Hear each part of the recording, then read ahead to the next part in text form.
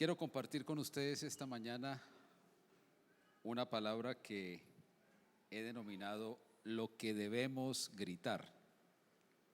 Lo que debemos gritar. ¿Cuántos han gritado alguna vez? Por lo menos un gol. Tan de moda que está ahorita el fútbol, ¿verdad? Con el mundial.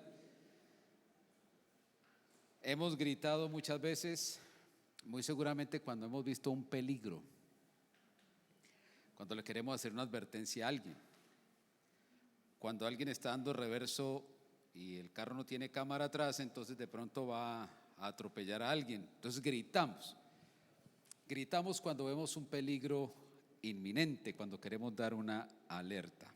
Ahora, la Biblia dice en una de las epístolas de Pablo que debemos dejar toda gritería, ¿cierto? ¿Han leído eso?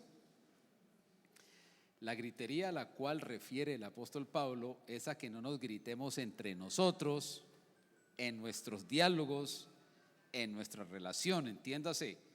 En la casa ese nos podemos ir levantando la voz y gritarnos, y ese grito ya se vuelve en algo ofensivo, algo que no debe hacerse dentro de las relaciones. Me disculpan que hace como 15 días estoy bregando con una gripa. El domingo anterior no vine porque me sentía ya muy enfermo. Y aunque tenía que despedir a los directivos que vinieron a la reunión del IBCI de Sudamérica, no pude venir. Entonces, y tenía un viaje el lunes siguiente a un compromiso con la junta directiva de la misión. Estaba enfermo 2 semanas seguido. Iba con la esperanza de comer carne llanera, pero comí. Con gripa y todo. Entonces me disculpan la tos y estas cosas, y bueno, pero esa es la razón. No me siento 100% bien, pero sí creo que Dios me ha dado fuerzas para predicar hoy. Estaba hablando de la gritería. La gritería que debemos evitar es esa gritería insultante. Pero la Biblia dice que sí debemos gritar en algunas ocasiones, y es lo que quiero que veamos hoy, basado en Isaías capítulo 40, versículos 6 al 11. Isaías 40, del verso 6 al 11, aparece en 2 ocasiones que hemos de gritar por 2 cosas, y es lo que quiero leerles a continuación. Dice así: una voz dijo, grita. Y yo pregunté, ¿qué debo gritar? Estoy leyendo la Nueva Traducción Viviente. Grita que los seres humanos son como la hierba, su belleza se desvanece tan rápido como las flores en un campo.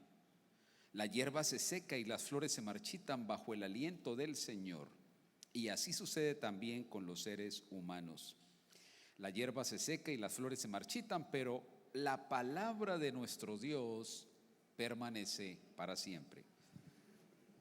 Oh Sión, mensajera de buenas noticias, grita desde la cima de los montes, grita lo más fuerte, oh Jerusalén, grita y no tengas miedo. Diles a las ciudades de Judá, aquí viene su Dios. Sí, el Señor soberano viene con poder y reinará con brazo poderoso. Miren, Él trae consigo su recompensa. Alimentará su rebaño como un pastor. Llevará en sus brazos los corderos y los mantendrá cerca de su corazón. Guiará con delicadeza a las ovejas con crías. Amén.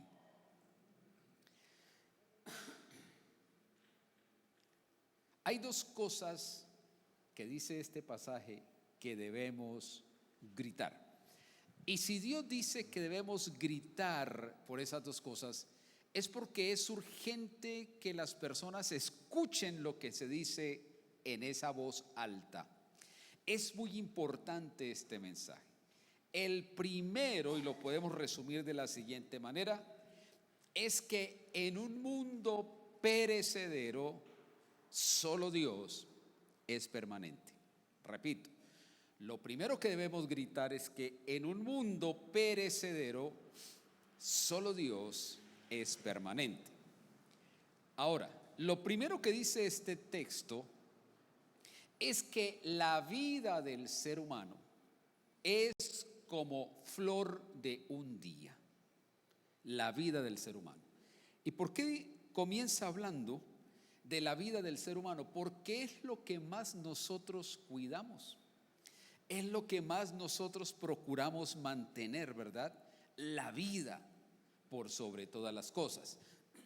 Ahora, estamos en un mundo donde existe doble moral en muchos temas, y uno de ellos es la vida precisamente.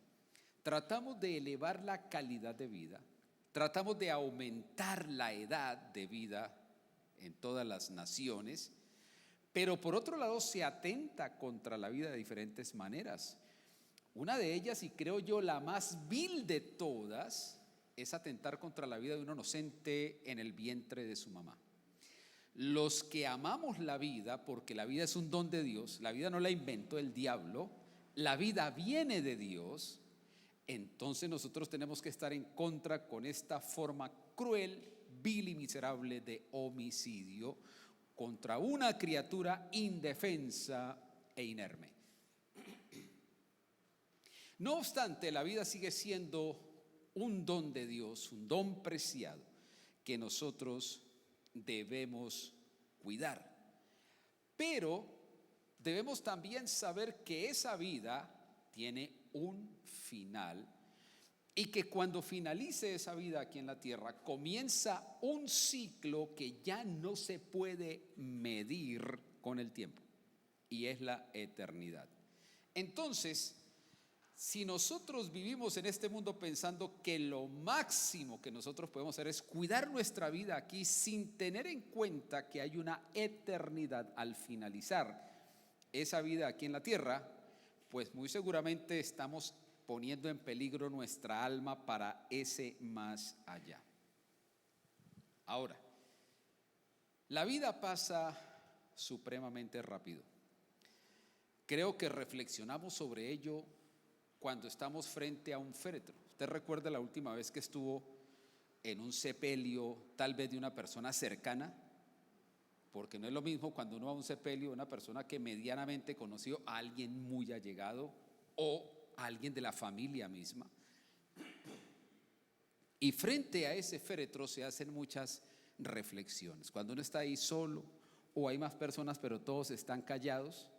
¿Sabe por qué todos están callados? Porque están reflexionando sobre la vida. Tal vez algunos piensan, ¿y cuándo me tocará a mí? Tal vez algunos piensan, ¿cómo será el día de mi sepelio? Tal vez otros piensan, ¿y cuándo le tocará a uno de mis familiares más cercanos? Y muchas son las reflexiones que se hacen frente a lo corta que es la vida. Es tan corta que cuando nosotros miramos fotos de años atrás, ¿ha tenido esa experiencia? Uno ve las fotos y dice, ¿cómo he cambiado? ¿Sabe qué es lo que nos cambia? El paso del tiempo, el efecto que el tiempo hace sobre nuestro cuerpo, sobre nuestro organismo. También está de moda ahorita hablar en términos estructurales. Cuando le preguntan, ¿y usted en qué piso está? No es que le están preguntando si vive en el tercero o el cuarto piso. Pero si usted ya pasó de los 40 años, dice, estoy en el cuarto piso. Una forma de atenuar, pues, para no decir 48. Estoy en el quinto piso. Estoy en el sexto. Otros están en el séptimo, otros en el octavo. Y claro, cuando uno ya está en esos pisos más altos, uno se acuerda de canciones como Yo también tuve 20 años. Porque cuando uno tiene 22 o 23 uno no canta eso, pero cuando uno ya sube el quinto piso comienza a acordarse de esas canciones. El tiempo es implacable y, por cierto, según la teoría de la relatividad de Albert Einstein, el tiempo, cuando el universo está aproximándose a su final, pasa más rápido. Por eso es que esa sensación no es solo una sensación.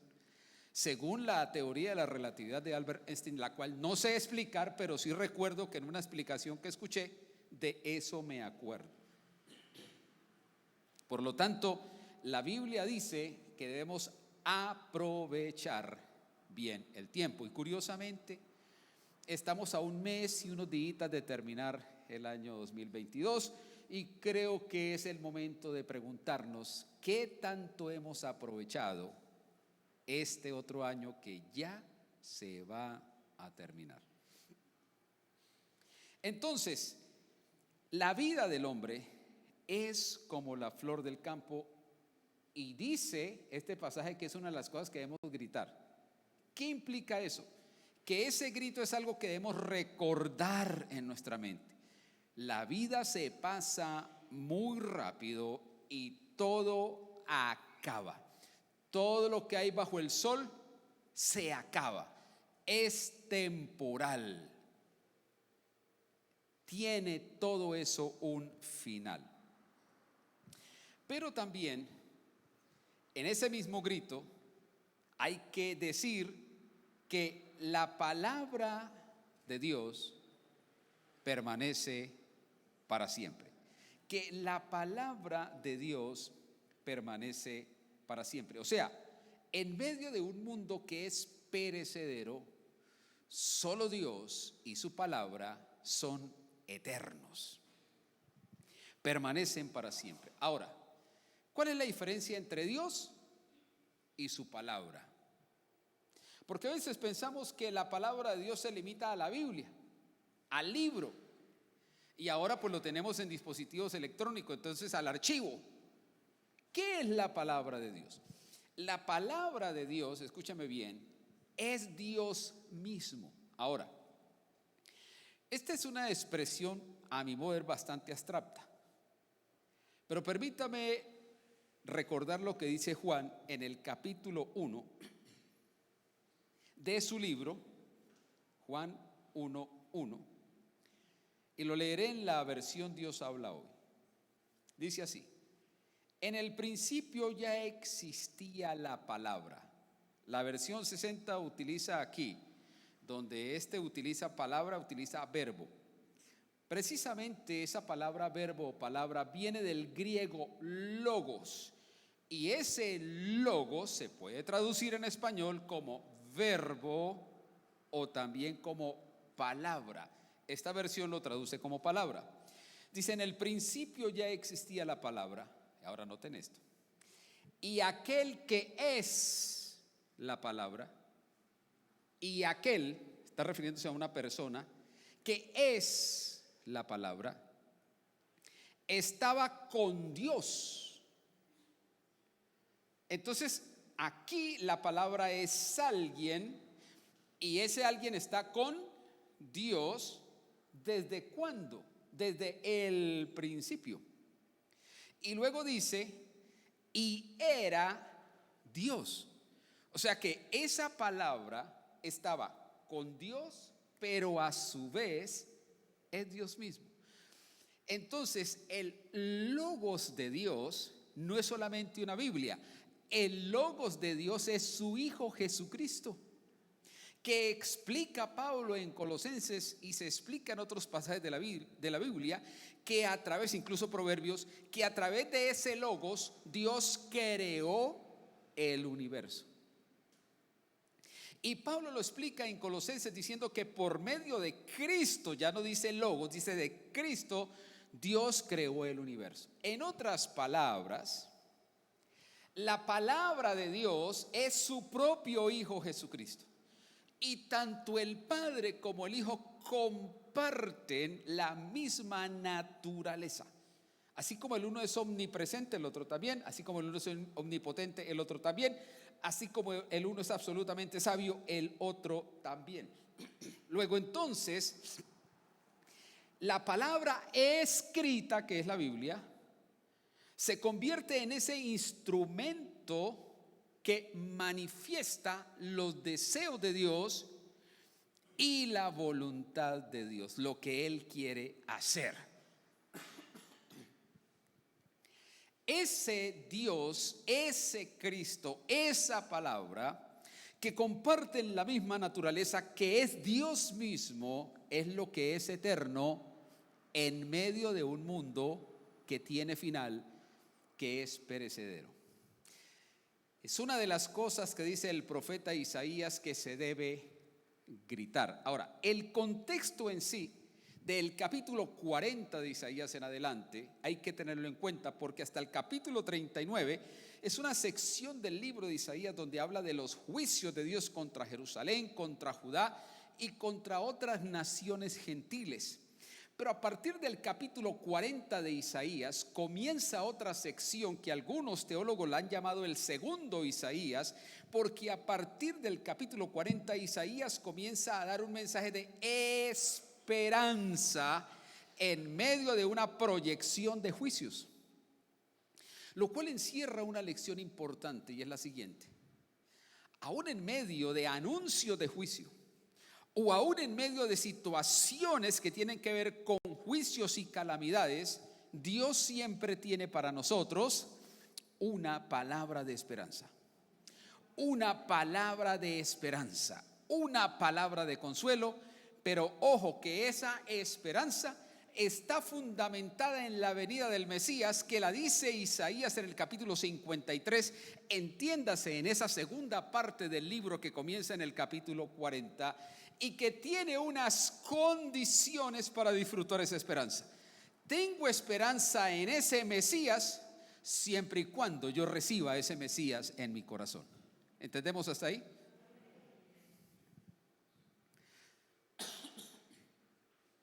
En medio de un mundo donde todo se acaba, donde todo termina, donde todo es efímero, pasajero, dice, grita que la palabra de Dios permanece para siempre. Ahora, hay una nota aclaratoria de lo que yo diría que es un mensaje un tanto abstracto en el capítulo 40 de Isaías, y la hace precisamente Juan, uno de los discípulos de Jesús, el mismo que escribió el capítulo 1 de Juan, diciendo que en el principio era la palabra, pero que esa palabra estaba con Dios y era Dios. Ese mismo Juan dice en una de sus cartas una nota aclaratoria de lo que es el grito que dice Isaías en el capítulo 40 que nosotros debemos dar. Y está en su primera carta, capítulo 2, versículo 15 al 17. Y dice así en la Nueva Traducción Viviente: no amen a este mundo ni las cosas que les ofrece, porque cuando aman al mundo no tienen el amor del Padre en ustedes. Pues el mundo solo ofrece un intenso deseo por el placer físico, un deseo insaciable por todo lo que vemos y el orgullo de nuestros logros y posesiones. Nada de eso proviene del Padre, sino que proviene del mundo. Y este mundo se acaba junto con todo lo que la gente tanto desea, pero el que hace a lo que Dios le agrada vivirá para siempre. Amén. Juan hace una nota aclaratoria de lo que dice Isaías en el capítulo 40 que ya leímos, pero agrega un detalle. Mientras Isaías dice, la vida del hombre es como la hierba y perece, se seca, solo la palabra de Dios permanece para siempre. Juan va un poco más a la experiencia, porque cuando Juan está escribiendo ya el Mesías había venido y había hecho su obra redentora. Entonces Juan incluye un elemento que es fundamental para entender este pasaje, y es el amor, porque dice, no amen al mundo. Mientras Isaías dice, la vida del hombre es como la flor del campo que en la mañana está radiante y por la tarde se ha secado. Pero Juan va a la experiencia, a la práctica, y dice, miren, eso que es pasajero es algo de lo cual nosotros nos podemos enamorar. Eso que el mundo ofrece es algo de lo cual nos podemos enamorar. Y sabe que Juan escribió mucho sobre el tema del amor. Cuando nosotros nos enamoramos del mundo, lo primero que estamos violando es el primer mandamiento, que dice que amarás al Señor tu Dios sobre todas las cosas. Pero si yo en vez de amar a Dios sobre todas las cosas, amo más lo de este mundo, estoy entrando en un adulterio espiritual frente a Dios. Entonces Juan hace una advertencia aquí. Yo diría que una advertencia triple. La primera es que no debemos amar lo que es perecedero. Pero Juan incluso da 3 detalles de lo perecedero. Pone 3 ejemplos de lo perecedero, de lo cual nosotros podemos amar eso. Lo uno es el placer físico. Dice, el mundo ofrece un intenso deseo por el placer físico. Noten, intenso deseo. ¿Por qué? Porque el placer físico no es malo. El placer físico lo diseñó Dios a través de los sentidos que nos dio. Por ejemplo, Dios nos dio el sentido del gusto. ¿Y para qué es el sentido del gusto? Para que usted disfrute ese arroz con camarones y vegetales. Para que usted disfrute ese sancocho de gallina campesina. Para que usted disfrute esa punta de anca asada 3/4. El solo olor con arepa bendice. Y cuando usted introduce en su boca algo que a usted le gusta, porque puede que a usted no le guste la punta de anca, pero a lo mejor le gusta la uyama, uno no sabe, la berenjena. Cuando usted mete eso en su boca, el sentido del gusto se activa, las papilas gustativas. Usted dice, qué cosa tan deliciosa, y se come eso con gusto. Eso no es malo, Dios nos diseñó así. El problema es cuando usted ya lleva 1300 gramos de punta de anca en una sola sentada. ¿Sí me explico? Se está excediendo. Y los excesos son perjudiciales, ¿o no es así? Todos los excesos son perjudiciales. Aún de las cosas más deliciosas debe tener un límite. Debe tener un límite.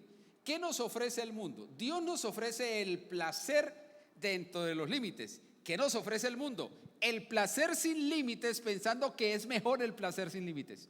Pero resulta que el placer sin límites es contraproducente, aún contra la misma salud, contra lo emocional. El mundo ofrece ese exceso de placer físico. Y uno puede, ¿qué? Enamorarse de eso, de esos excesos. El sexo también es un placer para ser disfrutado por el ser humano dentro de los parámetros de Dios. Pero cuando el sexo se practica de manera ilícita, entonces se convierte en una ofensa a Dios y pone en peligro muchas cosas en la persona. De modo que podemos llegar a amar ese exceso de placer físico. Pero también Juan hace una advertencia y dice, un deseo insaciable por todo lo que vemos. Imagínese usted que todo lo que ve usted lo quiere tener. Eso se convierte en un desequilibrio mental. Que todo lo que usted vea lo quiere tener. Sale y ve el megabús y ya usted quiere ser dueño del megabús. Y todo lo que ve lo quiere tener. ¿Sabe cómo se llama eso en términos técnicos? Codicia. Y hay gente que sufre de codicia, que todo lo que ve lo quiere tener cuando sabe que no es sano que todo lo que yo vea lo quiera tener. Porque una persona se puede querer tener el auto de su vecino y hasta robárselo. Por eso en el mandamiento donde prohíbe, dice, no codicies el burro de tu vecino, la casa de tu vecino. Muchos codician la casa del vecino hasta que se la quitan ilícitamente. El cónyuge del vecino y se lo quitan. Y eso está prohibido en un mandamiento. Ese querer codiciar, esa codicia de todo lo que vemos, es una pasión baja que Dios reprueba. ¿Pero quién nos ofrece eso? Según Juan, el mundo. Dice que eso no proviene de Dios, que eso proviene del mundo. Ahora, ¿es malo tener cosas? No. Lo que es malo es codiciar las cosas que no nos pertenecen y que no nos corresponden. Pero también habla en el mismo versículo de Juan, y el orgullo de nuestros logros y posesiones. ¿Qué es el orgullo de nuestros logros y posesiones? Tiene que ver con perseguir el éxito para aumentar el ego. Porque muchas personas quieren triunfar en algo para sentir que son superiores a otro, ¿o no es así? Para demostrar que soy superior al otro, que le gané, que soy más bonita que la otra. Y eso se llama orgullo, soberbia, arrogancia. No tiene nada que ver con la humildad. Cuando yo quiero éxito para creerme superior a otra persona. Y sabe una cosa, el diablo le vendió esa idea a nuestros primeros padres en el huerto del Edén, el ser superiores a otros. Y esto ha sido mal aún dentro de las personas que nos consideramos cristianos. ¿Usted cree que entre los cristianos no hay competencia de querer unos ser mejores que otros? Les voy a dar un ejemplo de lo que fue el mismo grupo, el más santo de todos, el grupo de los discípulos de Jesús, porque el pastor era Jesús. Se supone que ese era la mejor célula, el mejor grupo, ¿cierto? Pero les voy a mostrar un incidente ocurrido, plasmado en Marcos capítulo 9. Marcos capítulo 9, versículo 33 al 34. Mire lo que dice en la Reina Valera contemporánea. Llegaron a Capernaum y cuando ya estaban en la casa, Jesús les preguntó: ¿qué tanto discutían ustedes en el camino? Piensen en la escena por unos momentos. Jesús va para Capernaum y él escucha unas palabritas por ahí. Entonces Jesús sigue y los discípulos se van quedando. ¿Ustedes se han dado cuenta cuando uno se va quedando de alguien que no quiere que le escuche a uno la conversación? Y entonces Jesús les colaboró, él siguió, pero él escuchaba el murmullo y el murmullo atrás. Cuando Jesús llega a Capernaum, entra a la casa, mire lo que pasa. Jesús les preguntó: ¿qué tanto discutían ustedes en el camino?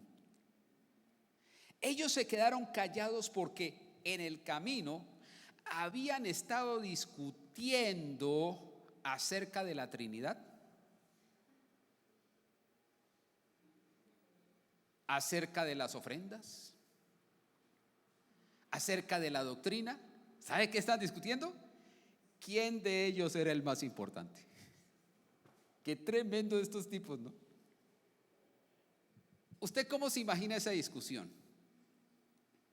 Tal vez Pedro dijo un momento: caballeros, yo soy el más importante porque caminé sobre las aguas aunque sea un ratico. Me mojé y todo, pero caminé. Soy el más importante porque Jesús me dijo: eso que acabas de decir no viene de tu mente, sino te lo dijo Dios que está en los cielos.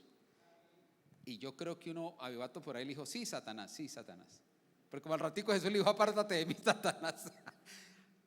Y yo me imagino a uno diciendo: no, pero es que el Señor me llamó a mí primero. Y tal vez Judas dijo: ustedes son unos ignorantes, no saben nada de matemáticas, ¿quién es el contador de este grupo? Y yo creo que cada uno sacó un argumento. ¿Para qué? Para demostrar que él era el más importante. Esa es una competencia absolutamente carnal. ¿Quién es el más importante en la iglesia? Si estamos reunidos 50, ¿quién es el más importante de los 50? Estamos reunidos 5,000, ¿quién es el más importante de los 5,000? Siempre el más importante en toda reunión es Cristo. Se demostró en el cielo cuando se escribió el libro de Apocalipsis, que dice que toda la iglesia estaba reunida allí, ya toda la iglesia estaba en el cielo y nadie se halló digno de abrir el libro y desatar sus sellos, sino solo Jesús. Siempre Jesús era el más importante. Nosotros solamente somos siervos que estamos al mismo nivel unos de otros. Pero también dice Juan en este pasaje que todo lo material, todo lo que es efímero tiene fin. Dice, este mundo se acaba junto con todo lo que la gente tanto desea. Pero en tercer lugar también aclara Juan de que el que hace la voluntad de Dios permanece para siempre. ¿Sabe cuál es la puerta verdadera a la eternidad con Dios? Hacer la voluntad de Dios. Cristo dijo, no todo el que me dice Señor, Señor, entrará al reino de los cielos, sino aquel que hace la voluntad de mi Padre que está en los cielos. Por lo tanto, en medio de un mundo perecedero, nosotros debemos dedicarnos es hacer la voluntad de Dios, porque es lo que nos asegura la eternidad con Dios. Y el segundo grito que está en el versículo 9, dice allí, oh Sión, mensajera de buenas noticias, que esta es la palabra que se traduce al griego como evangelio, la buena noticia, el euangelion. Y algunos teólogos sugieren que aquí Dios está convirtiendo a Sión en una evangelizadora, que lo que Dios quería hacer de Sión era que fuera la evangelizadora del mundo. Pero como no lo fue, entonces el Señor reitera la gran comisión a todos sus discípulos para que seamos los evangelizadores del mundo. Y dice que esa evangelizadora debe gritar desde la cima de las montañas. Dice, grita lo más fuerte, oh Jerusalén, grita. 3 veces insisten que debe gritar. Y no tengas miedo, diles a las ciudades de Judá. Y esto es lo que tenía que gritar: aquí viene su Dios. El segundo grito que nosotros debemos dar es el de anunciar la venida del Señor como Salvador. ¿Qué les parece ese segundo grito?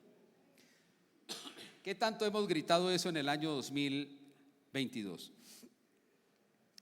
¿Qué tanto hemos anunciado eso en este año que ya se está terminando? ¿Sabe usted que la iglesia contemporánea tiene la mayor de todas las oportunidades superiores a la iglesia de aquí hacia atrás hasta el primer siglo de anunciar al Señor? ¿Usted se puede imaginar a Pablo hoy en día manejando estas redes sociales? Con aviones, con automóviles para visitar iglesias. ¿Usted se imagina lo que haría el apóstol Pablo hoy, si viviera hoy?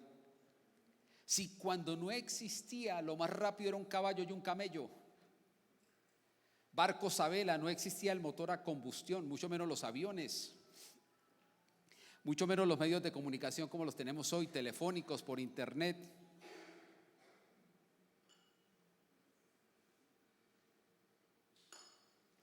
Y todo lo que Pablo alcanzó. Y cuando lleguemos a la presencia del Señor, muy seguramente vamos a estar frente a Pablo. Y el Señor va a preguntar: ¿y ustedes qué hicieron con todas esas redes sociales? No, pelear con los hinchas del América,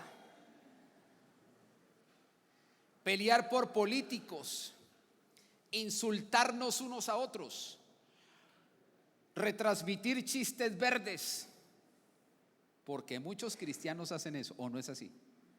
Pero no se les ve un versículo por las redes sociales, no se les ve un consejo, una palabra de ánimo en el nombre de Dios.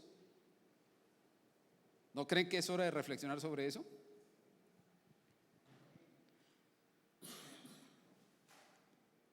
El segundo grito es: el Señor viene. Isaías está escribiendo, anunciando que el Mesías vendría. 700 años antes de venir el Mesías, ya Isaías lo estaba anunciando, y con lujo de detalles en el capítulo 53 de su libro, que forma parte del capítulo 40 en adelante. Su primera venida para salvar. Pero dice en el versículo 10 de Isaías 40 que ese Mesías vendría para reinar, Y aquí es donde nosotros tenemos que poner el evangelio en su perspectiva bíblica. El verdadero euangelión, el verdadero evangelio, como su palabra lo indica, casi siempre se traduce la palabra euangelión del griego como buenas noticias, ¿cierto? Casi siempre. Buenas noticias, el evangelio son las buenas noticias, sí, también incluye las buenas noticias. Pero si se hace un análisis léxico, eu es la contracción de la palabra eurisco en el griego, que significa cambio, cambiar de una condición a otra. Eu es cambio. Y angelion, de ángelos, de mensajero, es mensaje. Luego la palabra evangelio traduce realmente un mensaje que transforma, no tanto buena noticia. Un mensaje que transforma. ¿Y cómo transforma el mensaje del evangelio? La única forma como el mensaje del evangelio transforma a una persona es que Cristo reine en su corazón. Porque si Cristo reina en el corazón de una persona, esa persona ya no hace lo que le da la gana, sino lo que dice el rey que está reinando en ese corazón. ¿Sí me explico? Ahí pensamos que volvernos cristianos es solo repetir una oración y que nos escriban en un libro, nos bautizamos y ya. Realmente el evangelio se vive cuando yo permito que Cristo reine, sea mi rey. Y si yo tengo un rey, yo tengo que hacer lo que el rey me dice que haga. Yo me convierto en un subalterno de ese rey. Ese verdadero evangelio de Cristo que transforma es cuando ese rey reina en mi corazón. Y finalmente, ese grito de la venida del Señor es también para de esas personas que se salvan conformar lo que dijo Isaías, y él lo denominó como un rebaño. En el versículo 11 dice: alimentará su rebaño como un pastor. Esa palabra rebaño de Isaías era la introducción a lo que sería en el Nuevo Testamento, porque Isaías no tuvo toda la revelación, pero era lo que en el Nuevo Testamento equivaldría a la iglesia. Y permítame aclarárselo con lo que dice el Señor en Juan capítulo 10, verso 16. Juan 10 habla de Jesús como el pastor, ¿cierto? El buen pastor. Pero en uno de los apartes, Jesús dice lo siguiente, versículo 16, en la Reina Valera contemporánea: también tengo otras ovejas que no son de este redil. Y paremos ahí. ¿Cuáles eran las primeras ovejas de ese primer redil? Israel. Él estaba hablando a los israelitas, a su pueblo, a los judíos. Él comenzó con Israel y luego nos encomienda a nosotros ir hacia las otras naciones. Pero dice lo siguiente: también tengo otras ovejas que no son de este redil, también a aquellas debo traer. ¿Y cuáles eran esas otras ovejas del otro redil? De los gentiles, de las demás naciones. Y luego dice: y habrá un rebaño. ¿Qué es lo que Pablo luego elabora en sus cartas, diciendo que tanto los judíos como los gentiles ahora forman un solo cuerpo, una sola iglesia? Y él dice: y habrá un rebaño. Ese rebaño es compuesto por las ovejas de Israel y por las ovejas de los pueblos gentiles. Dice: y habrá un rebaño y un pastor. Entonces, no solamente termina con la conversión a Cristo del individuo, sino que va a formar parte de una iglesia que es la iglesia del Señor, que es lo que estamos viviendo hoy. No estamos en el tiempo de Isaías 40, estamos en el tiempo del Nuevo Testamento, donde ahora en las epístolas se nos dice que formamos parte del cuerpo de Cristo, tanto judíos como gentiles. Ahora, aclarado eso, hay 4 cosas que dice en el verso 11 que nosotros debemos hoy experimentar como iglesia. Dice que alimentará su rebaño. ¿Con qué nos alimenta Jesús? con su palabra. Pero resulta que para alimentarnos con la palabra es algo que nosotros debemos procurar en principio. ¿Se acuerdan lo que dice Pedro en su primera carta? Dice: procurad como niños recién nacidos la leche espiritual, que es la palabra de Dios no adulterada, para que por ella crezcáis. ¿Ha visto cuando un niño recién nacido pide comida? Llora raticos, y si no le dan, va aumentando los decibeles. Dice: así procuren la palabra de Dios. Eso significa que a usted nadie lo va a alimentar a la fuerza con la palabra de Dios. Eso significa que usted mismo debe procurar la palabra de Dios para ser alimentado. Pero también dice que abrazará, llevará en sus brazos las ovejas. ¿Sabe qué quiere hacer el Señor con nosotros? Darnos un trato preferencial. Imagínese al pastor llevando una ovejita chiquita en sus brazos. ¿Han visto? Incluso hacen pinturas así. Pues esa ovejita pequeñita es usted, que el Señor le quiere dar un trato preferencial y llevarlo en sus brazos. Pero también dice que Él nos acercará a su corazón. ¿Qué implica esto de acercarnos a su corazón? Que podemos tener comunión íntima con Él.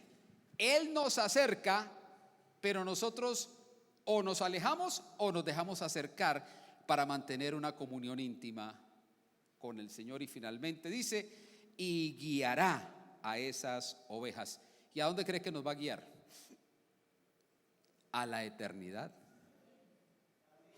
Nadie viene al Padre sino por mí. ¿Por qué nos guía a la eternidad? Porque aquí todo acabará, porque aquí todo es efímero, y Él nos quiere llevar a donde está lo eterno, lo que nunca se acaba, lo que es permanente. Oremos. Padre, gracias por tu palabra, porque es absolutamente aclaratoria, es instructiva, es orientadora y sobre todo nos trae esperanza en todo tiempo. Permite, Señor, que nuestros oídos espirituales sean sensibles y se abran para escucharla. Aliméntanos con tu palabra, porque es uno de los propósitos que aparece acá. Gracias, Señor, por tu palabra y por todos los que han escuchado esta mañana. En el nombre de Cristo Jesús. Amén.